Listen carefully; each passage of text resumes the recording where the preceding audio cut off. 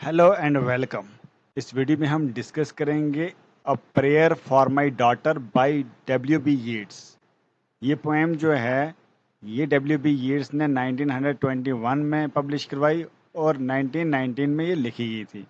ये एक lyrical poem है। लिरिकल पोएम मतलब सॉन्ग जैसी पोएम है।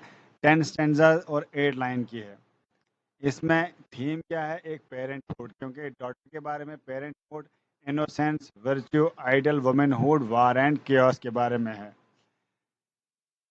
W.B. Yeats wrote a prayer for my daughter shortly after the birth of his daughter Anne Yeats in 1919। जैसे ही उस W.B. Yeats की शादी के बाद उसकी डॉटर हुई एन यीट्स, उसका नाम रखा 1919 में, तो तभी ये पोएम लिखता है a prayer for my daughter. At the time, Europe was recovering from World War One and Ireland was entering a period of political unrest and civil war। इस टाइम क्या चल रहा था? यूरोप में वर्ल्ड वार वन जो खत्म हो गया था और अब वर्ल्ड वार वन के बाद आयरलैंड जो है ये चाहता था कि मैं इस इंग्लैंड से आज़ादी लूँ। इंग्लैंड वहाँ पे इंग्लैंड की कॉलोनी थी ना आयरलैंड, तो ये चाहता था कि मैं आयरलैंड चाहता था मैं इंग्लैंड से आज़ादी लूँ। वहाँ पे सिविल वार स्टार्ट हुई थी। वो सिविल वार से जो है अनरेस्ट क्रिएट हुआ था। Poem reflects a father's anxious hopes and fears for his child's future in a troubled world। यहाँ पे पोइट रिफ्लेक्ट करता है अपनी एंग्जाइटी, अपना स्ट्रेस, क्या फियर, अपना डर एक्सप्रेस करता है। बोलता है कि मेरे चाइल्ड का जो है फ्यूचर कैसा रहेगा इस ट्रबल्ड वर्ल्ड में। Yeats uses the storm outside as a metaphor for political and moral chaos while expressing his desire to raise his daughter with strong values and emotional balance। Yeats जो है ये use करता है outside, जो है बोलता है स्टॉर्म है, उसको एज ए मेटाफर यूज करता है। बताता है कि पॉलिटिकल टर्मोइल चल रहा है, पॉलिटिकल जो है chaos चल रहा है। ये बाहर आउटसाइड द स्टॉर्म बताने का मतलब है कि पॉलिटिकल जो है अनरेस्ट चल रहा है। एक्सप्रेस करता है अपनी डिज़ायर कि मैं अपनी डॉटर को इस तरह मतलब परवरिश करूँगा, स्ट्रॉन्ग वैल्यूज़ दूंगा और इमोशनल बैलेंस रखूँगा उसकी। वो जो है मेरी जो मॉड गॉन है उस तरह नहीं बननी चाहिए, मेरी बिलावड की तरह नहीं बननी चाहिए जिसने सबके दिल तोड़े, खास करके मेरा दिल तोड़ा। तो अब हम डिस्कस करेंगे इसकी जो है summary. Poem opens with a storm blowing outside. As the poet watches his infant daughter asleep, he begins to pray for her future, wishing she will grow up with beauty, but not vain or destructive beauty। तो बाहर जो है poem open होती है, बाहर एक storm का मौसम होता है, स्टॉर्मिंग हो रही है, मतलब तूफान चल रहा है। पोएट जो है अपनी डॉटर की तरफ देखता है, वो सोई हुई है। वो शुरू करता है उसको प्रे करने के लिए, गॉड को प्रे कर रहा है कि मेरी ब्यूटी का जो फ्यूचर है वो बहुत अच्छा रहना चाहिए, वो ब्यूटी के साथ ग्रो होनी चाहिए, मगर ब्यूटी अच्छी ब्यूटी होनी चाहिए, इंटरनल ब्यूटी भी एक्सटर्नल भी, और डिस्ट्रक्टिव ब्यूटी नहीं होनी चाहिए जो किसी को डिस्ट्रॉय करे। He reflects on his past love for Mordgon, whose beauty he believes brought misery through pride and political passion। तो वो ये रिफ्लेक्ट करता है ब्यूटी, पास्ट की ब्यूटी बोलता है मॉडगॉन के बारे में। मॉडगॉन की ब्यूटी जो है, जो ब्यूटी है वो अकॉर्डिंग टू पोएट वो जिसने मिजरी लाई, जिसने तंगदस्ती लाई आयरलैंड में, जिसकी प्राइड ने पॉलिटिकल पैशन खराब कर दिया और जो है पूरा कियास लाया। बोलता है मॉड गन जैसी मेरी बेटी नहीं बननी चाहिए। Yeats hopes Anne will be meek, wise, rooted in tradition and blessed with a strong character and inner peace। बोलता है कि मेरी बेटी जो है एन एन यीट्स जो है वो एक मीक, एक नरम दिल की बनेगी, एक इंटेलिजेंट बनेगी और वो ट्रेडिशंस को फॉलो करेगी और एक अच्छा करेक्टर होगा और इनर पीस को होगा और के लिए एक पीस रहेगी। He wishes her to marry into a harmonious home untouched by hatred and or arrogance। वो बोलता है कि मैं अपनी बेटी को वहां पे शादी करवाऊंगा, उसको वहां पे शादी करनी है जहाँ पे हार्मोनियस होम हो, अमन और चैन वाला घर हो, जिसमें हेट ना हो, जिसमें एरोगेंस ना हो, बल्कि एक अच्छा सा घर हो और अच्छी फैमिली हो, इखलाक हो, पीस हो। ठीक है, वहाँ पे मैं शादी कराऊंगा इसकी, मतलब इसको विश कर रहा है कि वहाँ पे शादी होनी चाहिए। Ultimately, the poem expresses a longing for innocence, simplicity, and spiritual grace as a shield against the complexities and dangers of modern world।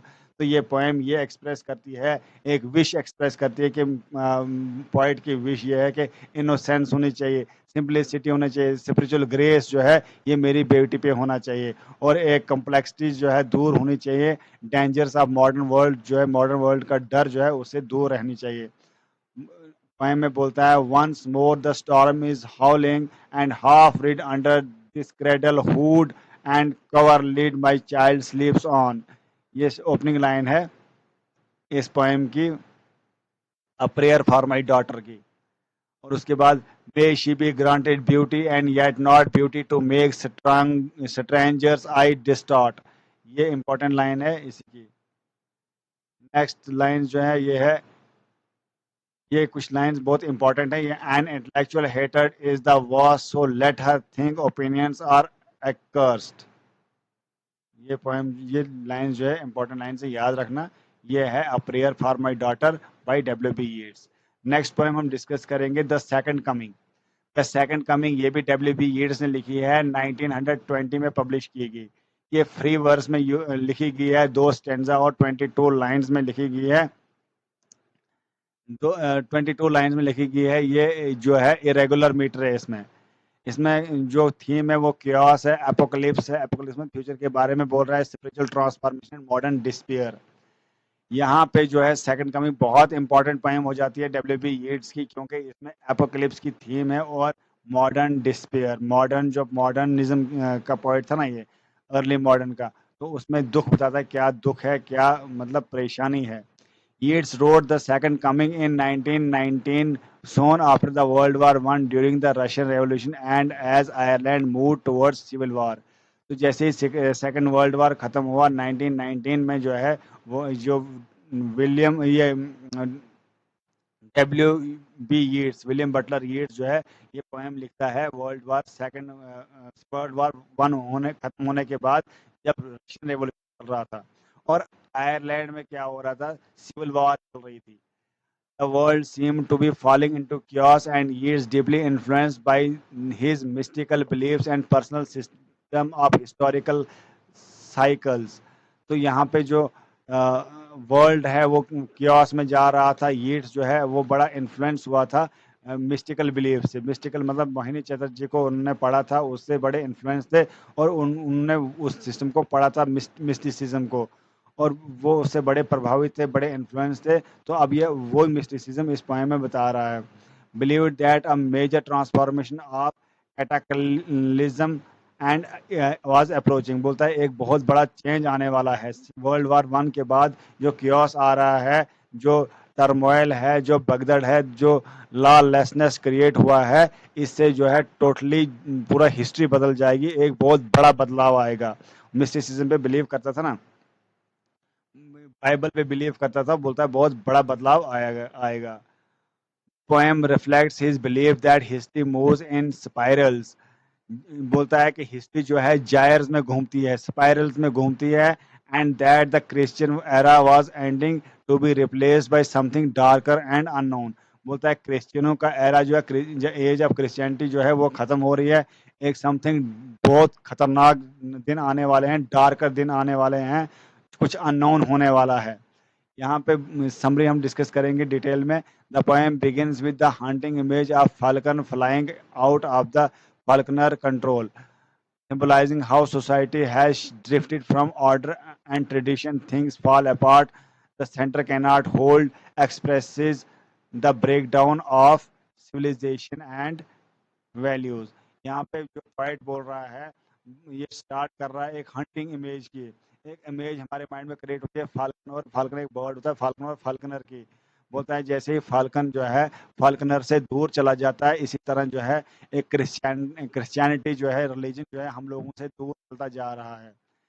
Society जो है रिलीजन से, ट्रेडिशन से बहुत दूर जा रही है, और things fall apart and centre can not hold. बोलता है सेंटर जो है होल्ड नहीं कर पा रहा है इस रिलीजन को, हम लोग जो है अपने रिलीजन को इंटैक्ट नहीं रह पा रहे हैं, सब कुछ बदल रहा है, ब्रेक डाउन हो रहा है सोसाइटी में, सिविलाइजेशन तबाह हो रही है। ये थिंग्स फॉल अपार्ट, यही टाइटल लिया है चिन्मय अचेबे ने, और इस पे एक नावल लिखा है, थिंग्स फॉल अपार्ट उसका टाइटल रखा है।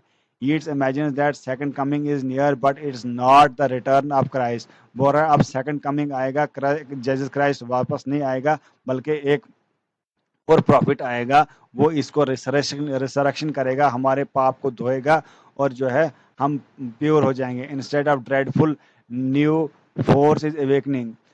It in a visionary moment he sees rough beast with a lion body and a man's head slouching towards Bethlehem to be born. बोलता है एक ऐसा इंसान आएगा रफ बीस्ट की तरह, जो है इमेजिन कर रहा है वो आएगा, एक लायन की बॉडी होगी, मैन का हेड होगा, वो यहाँ पे बेंथलेम में आ रहा है, symbolising a terrifying new era rising from the ruins of the old.